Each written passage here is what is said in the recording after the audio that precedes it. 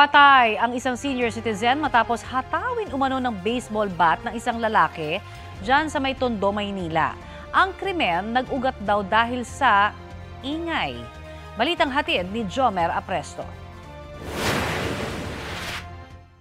Nakabulagta sa gilid ng bangketa ang isang lalaki ng madatna ng mga tauhan ng barangay sa Dagupan Extension, Barangay 184 sa Tondo, Maynila nitong Martes ng gabi.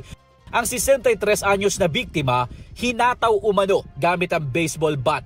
Itinuturo ng kaanak ng biktima ang 37 anyos na kapitbahay nila na isang tricycle driver bilang suspect. Bumili po ako ng ulam. Nakita ko po, tumatakbo po yung bayaw ko, hinahabol po ni pinalo niya po dito. Yung bayaw ko po, pumunta po doon sa gilid ng sasakyan ng kulay green po. Tapos hindi na po nakalabas yung bayaw ko po. Barker daw sa Cubao ang biktima na bumisita lang sa kanila para sana maningil ng bayad sa kanyang paupahang kwarto. Tingin ng mga kaanak ng biktima, posibleng naingayan ng suspect sa biktima. Hindi rin daw ito ang unang beses na tinangkanyang saktan ang senior citizen. Pangatlo na pong beses yung inamba niya. Yung una po, hinabol niya rin po ng taga. Yung pangalawa po, ganun din po taga, na awat lang po.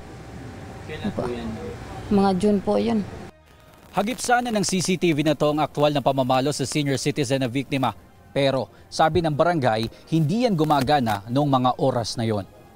Paliwanag ng barangay, actually nag-shutdown niya nung March pa, first quarter ng taon pa yata yun. Tapos, kanina lang nagawa.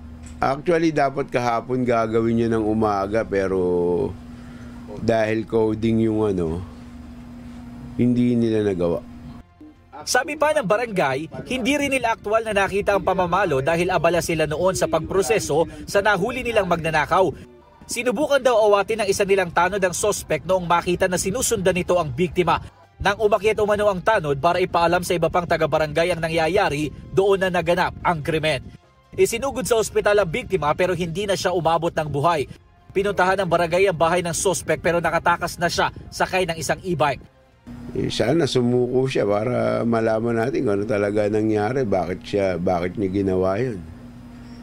Kasi hindi rin naman tama na papatay ka lang ng tao dahil ganun-ganun lang. Wala naman rason na mabigat.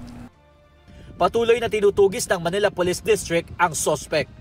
Jomer Apresto nagbabalita para sa GMA Integrated News.